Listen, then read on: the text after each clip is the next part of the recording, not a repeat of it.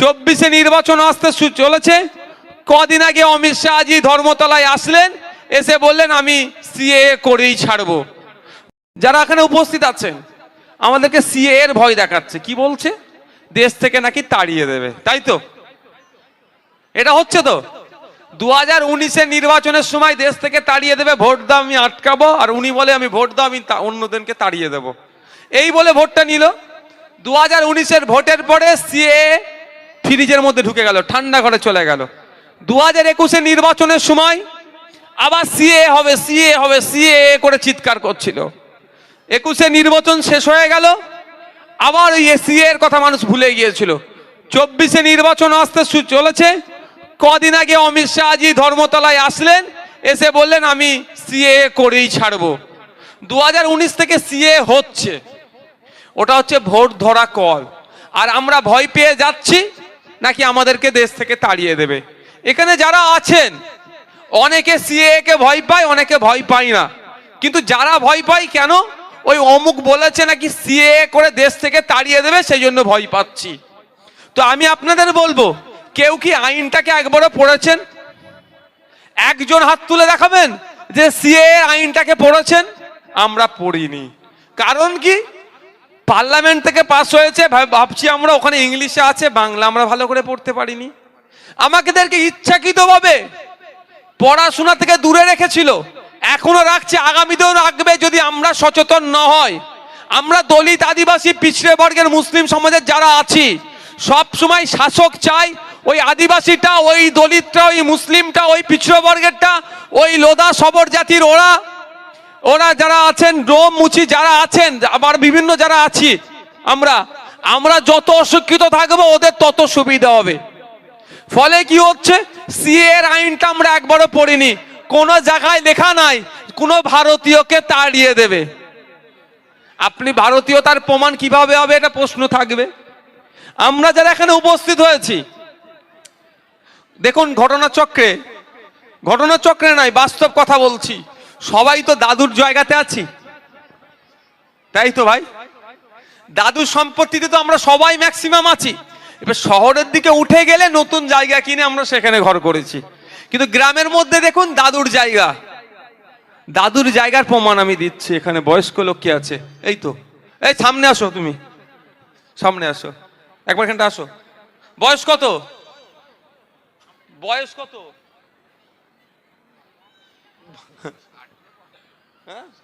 100 হয়ে গেছে? আমি বুঝানোর জন্য বলছি, আপনি এনাকে চেনেন তো? আপনাদের এলাকারই? আচ্ছা বসো মা, বসো, চেয়ার দাও, বসো। ইনারকে বুঝানোর জন্য বলছি, বা আপনারা এখানে যারা আছেন 60 বছরের ঊর্ধ্বে তো অনেক লোক আছে এখানে। 60 বছরের ঊর্ধ্বে দেশ স্বাধীন হয়েছে, আমরা 75তম স্বাধীনতা দিবস উদযাপন করলাম, তাই তো?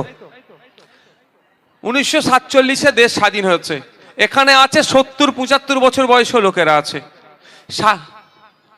70 বছরের লোকেরা আছে। 70 বছর যার বয়স, একটু আমি তাকে দিয়ে উদাহরণের জন্য বলছি, তার আব্বার যদি 70 বছর বয়স হয় ইনার, তাহলে জন্ম কত? 1952 সালে। কারো যদি 70 বছর বয়স হয়, তার জন্ম হচ্ছে 1952-তে, কারণ দেশ 75তম স্বাধীনতা দিবস উদযাপন করেছে। এটা সবার জন্য বলছি, যার ভয়টাকে কাটানোর জন্য বলছি। তাহলে 1952 সালে জন্ম, দেশ স্বাধীন হচ্ছে 1947-এ স্বাধীন। তা উনি তো আকাশ থেকে পড়েনি, টপকে আসেনি, বা জমিন থেকে তো গাছের মধ্যে হয়নি। ওনার আব্বা আম্মা তো আছে, কারো তো গর্ভে জন্ম হয়েছে, পিতা তো আছে। তো ওনার পিতার জন্ম কত সালে হবে?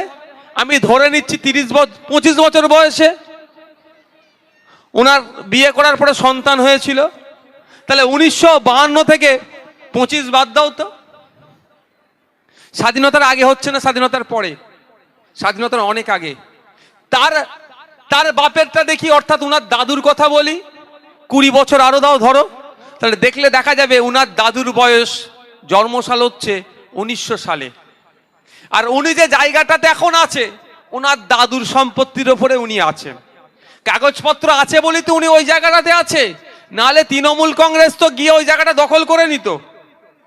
এখন যেখানে খাস জায়গা পাচ্ছে সেখানে যে কামড়াকামড়ি করছে, যদি দেখে যে ওর বাড়ির কাগজ নাই, ওটা তো আগে দখল করবে পুলিশকে সাথে নিয়ে, পুলিশের একটা অংশকে কাজে সাথে নিয়ে। হ্যাঁ, আপনারা যারা উপস্থিত হয়েছে,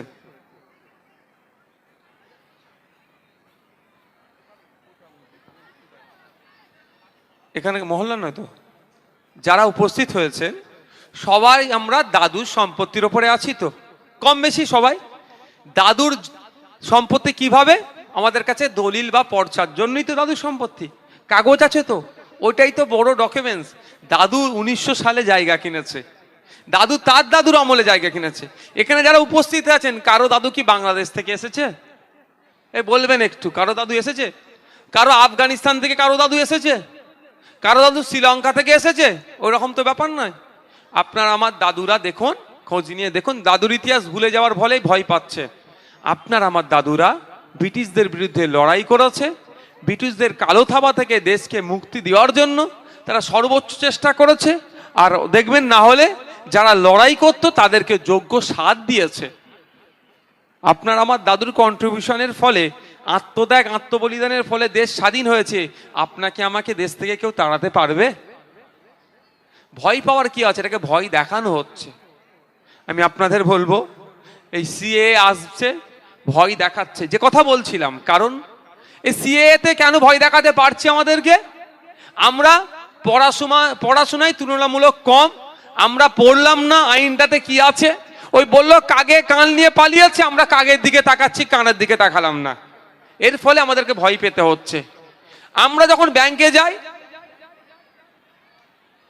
তখন গিয়ে যদি টাকা জমা দিই, 1000 100 বানান ভুল থাকলেও টাকাটা জমা করিয়ে নেয়। আর সেই টাকাটা যদি আমরা তুলতে যাই, যদি 1000 বা 100 বানান ভুল থাকে, আমাদের সাথে কেমন আচরণ করে ভাই বলুন না আপনারা? অনেক খারাপ ভালো ভাষা দেয় তো।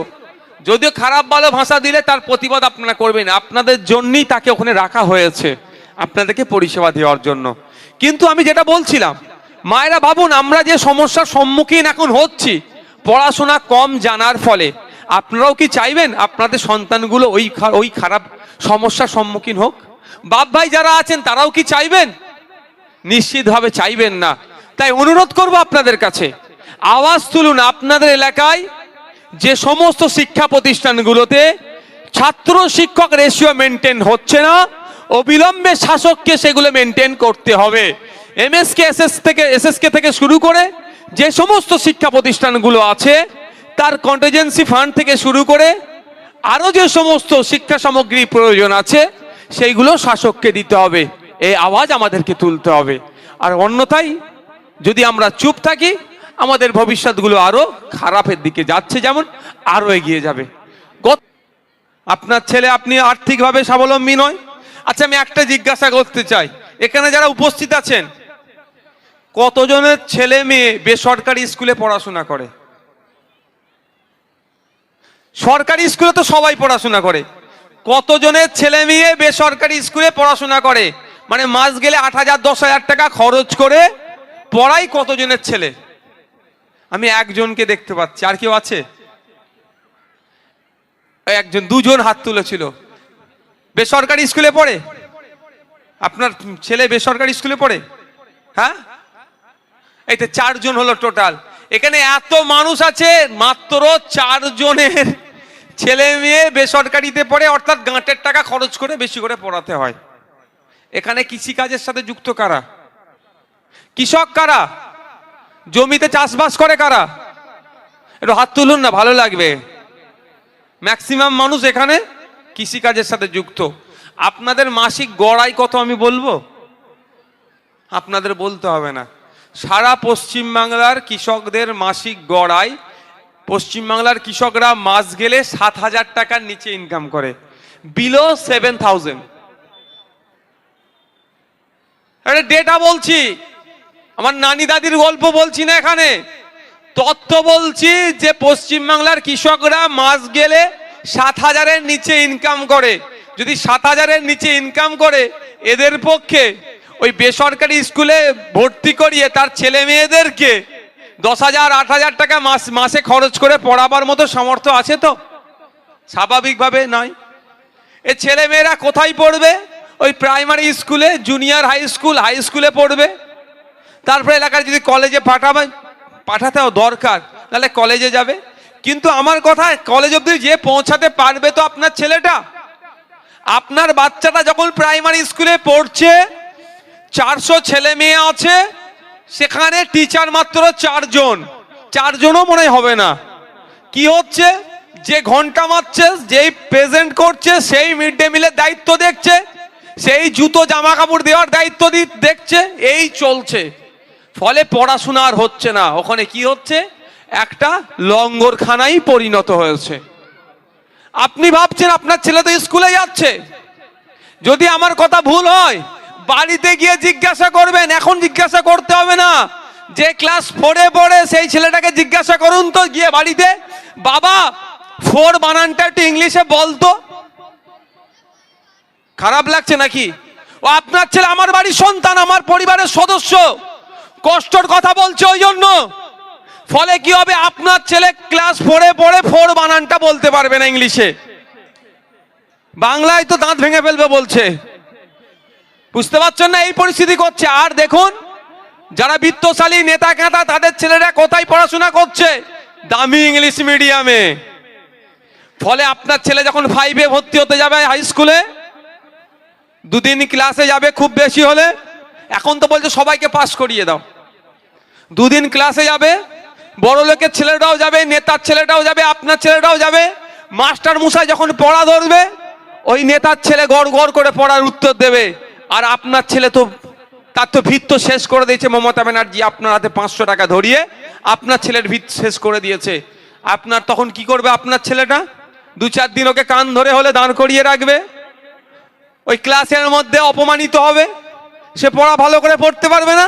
আপনার ছেলে আর মাঠে স্কুলে যাবে না, চলে আসবে, বলবে মা আমাকে কাজে পাঠিয়ে দাও। তাহলে আপনার ছেলেটার মধ্যে যে মেধাটা আছে সেটা কে শেষ করছে? এই মমতা ব্যানার্জি সরকার, স্কুলের টিচার না দিয়ে। তাই আমি আপনাদের বলবো, এখানে যেহেতু অনেক সংখ্যায় মহিলারা উপস্থিত আছেন, মায়েদের উদ্দেশ্যে বলবো, আওয়াজ তুলুন আগে আপনারা। আমরা তো তুলছি সব সময়, আপনাদেরকেও তুলতে হবে।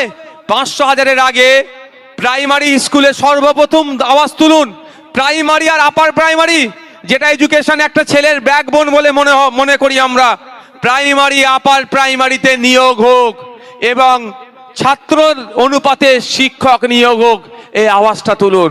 অন্যথায় 500 দিয়ে আপনার ছেলের ভবিষ্যৎকে নষ্ট করে দেবে। আপার প্রাইমারি যারা পরীক্ষা দিল, তাদের চাকরিটা অন্যজনকে বিক্রি করে দিল, আর তারা আন্দোলন করছে। SLST 9, 10, 11, 12 দেখুন খোঁজ নিয়ে 1000 দিনের উপরে আন্দোলন করছে। তাদের পাশেও আমরা আছি। তাদেরকে যারা মেধাযুক্ত, তারা যাতে দ্রুত চাকরি পায়, তাদের জন্য আমরা কথা বলছি। কিন্তু মায়েদের বলার উদ্দেশ্য হচ্ছে, আমাদেরকে শুধু ভুল বুঝিয়ে রাখা হচ্ছে, আমাদেরকে শিক্ষা থেকে দূরে সরিয়ে রাখা হচ্ছে।